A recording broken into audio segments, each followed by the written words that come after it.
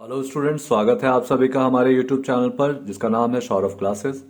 आज मैं जेपीएससी मुख्य परीक्षा के लिए प्राचीन भारतीय इतिहास से काफ़ी महत्वपूर्ण विषय लेकर उपस्थित हुआ हूँ।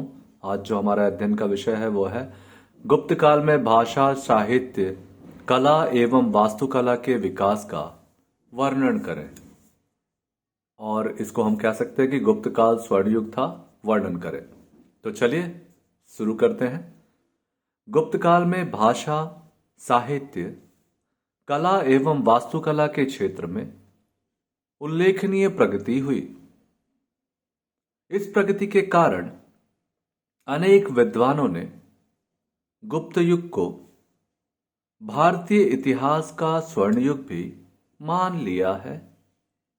हम इस काल की भाषा, साहित्य, कला व वास्तुकला का संक्षिप्त वर्णन निम्नलिखित रूप से करते हैं। सबसे पहले देखेंगे भाषा और साहित्य को।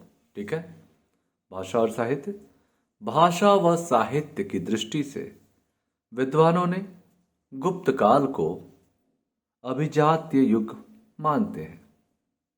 इस काल में संस्कृत भाषा और साहित्य की अपूर्व उन्नति हुई। शिलालेख, राजकीय मुद्राओं, पत्रों, प्रशस्तियों का लेख संस्कृत में शुरू हुआ।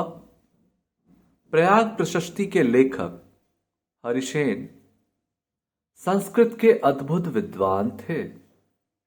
इसके अतिरिक्त कई अनेक विद्वान हुए जिन्होंने संस्कृत भाषा में कई अनुपम कृतियों की रचना की। अभिलेखों से ज्ञात होता है कि नालंदा विश्वविद्यालय की स्थापना इसी काल में हुई थी। साहित्य के विभिन्न विधाओं का अभूतपूर्व विकास इस युग में हुआ। इसी समय कालिदास ने कथ्य, शिल्प और भाव अभिव्यक्ति से के अद्भुत सामंजस्य से युक्त संस्कृत नाटकों एवं काव्यों की रचना की। मेघदूत, रघुवंशम, शाकुंतलम, ऋतु संहार आदि कालिदास की अनुपम कृति हैं। विशाखादत्त ने देवी चंद्रगुप्तम और मुद्राराक्षस, भारवी ने किराता जूनियम, शूद्रक ने मृच्छकटिकम, सुबंधु ने वासव दत्ता, विष्णु शर्मा ने पंचतंत्र, अमर सिंह ने अमरकोश जैसे अनेक विशिष्ट साहित्यों की रचना इस काल में हुई, जिसने संस्कृत भाषा एवं साहित्य के विकास में अमूल्य योगदान दिया। इसके अतिरिक्त भी अन्य बौद्ध एवं जैन साहित्यों की रचना इस काल में हुई। अब हमने भाषा और साहित्य को देखा। इसके पश्चात हम कला और वास्तुकला को देखते हैं। गुप्तकालीन कला के अद्भुत विकास के संदर्भ में सर्वप्रथम स्थापत्य कला का उल्लेख किया जा सकता है। इस युग की स्थापत्य कला पर धर्म का स्पष्ट प्रभाव था।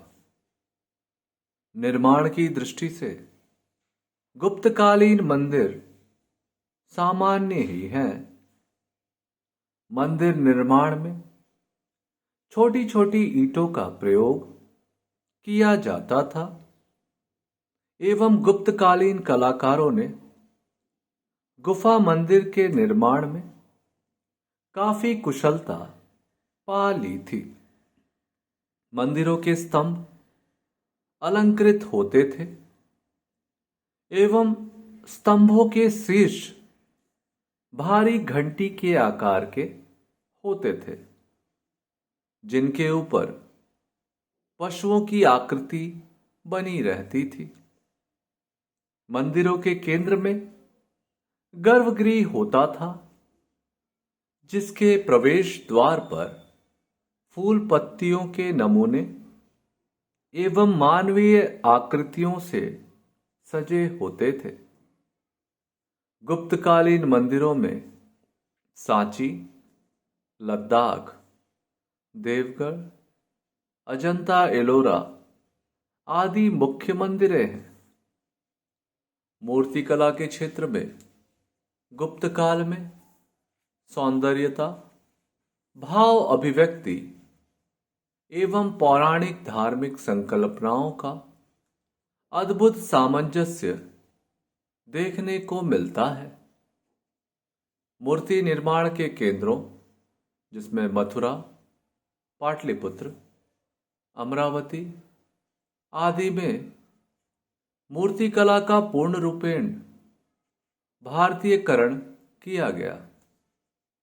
इस काल में सुनिश्चित शैलियों और प्रतिभा शास्त्रीय सिद्धांत स्थापित हो चुके थे।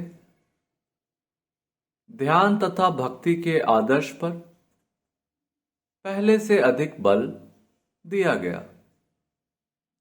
गुप्त काल की सर्वाधिक प्रभावशाली मूर्ति महान वराह की मूर्ति है, जो मिल्सा के निकट उदयगिरी की गुफा के प्रवेश द्वार पर नक्काशीदार रूप में खुदी है।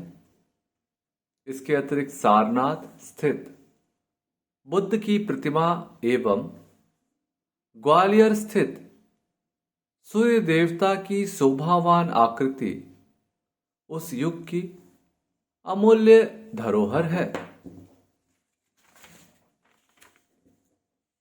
गुप्त काल में चित्रकला का भी विकास हुआ।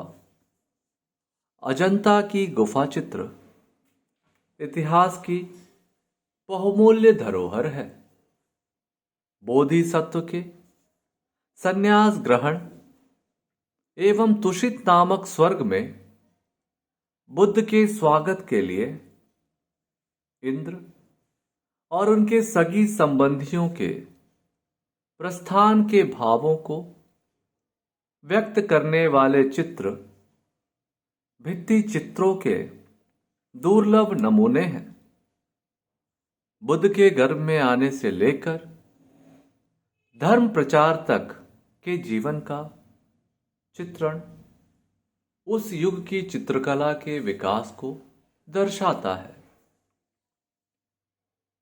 इस समय बर्तन निर्माण की विभिन्न कलाओं एवं सिक्कों की सुंदरता पर भी ध्यान दिया गया।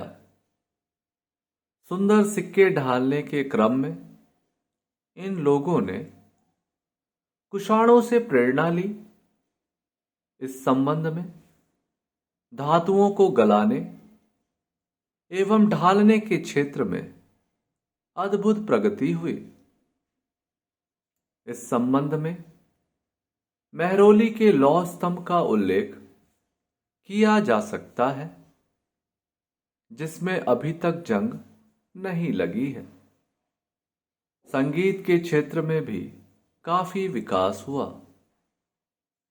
समुद्रगुप्त स्वयं संगीत कला में प्रवीण था। कई सिक्कों में उसे वीणा बजाते हुए दर्शाया गया है। इस प्रकार उपरोक्त विवरणों से यह स्पष्ट होता है कि गुप्त काल में भाषा, साहित्य, कला एवं वास्तुकला आदि के क्षेत्र में अभूतपूर्व प्रगति हुई। इसी आधार पर इतिहासकारों ने गुप्त काल को स्वर्ण युग का संबोधन दे दिया है, लेकिन डॉक्टर रोमिला थापर ने इसे क्लासिकल युग कहा है। क्लासिकल युग से तात्पर्य उस युग से है जिससे उच्च कोटि की सांस्कृतिक उपलब्धियां मिलती हैं एवं जिसकी संस्कृति अन्य युगों की उपलब्धियों के मूल्यांकन का आधार बन जाए। काफी हद तक गुप्त काल को क्लासिकल युग कहना एक सही मूल्यांकन उत्प्रतीत होता है। इस प्रकार हमारा यह विषय यहाँ समाप्त होता है। धन्यवाद।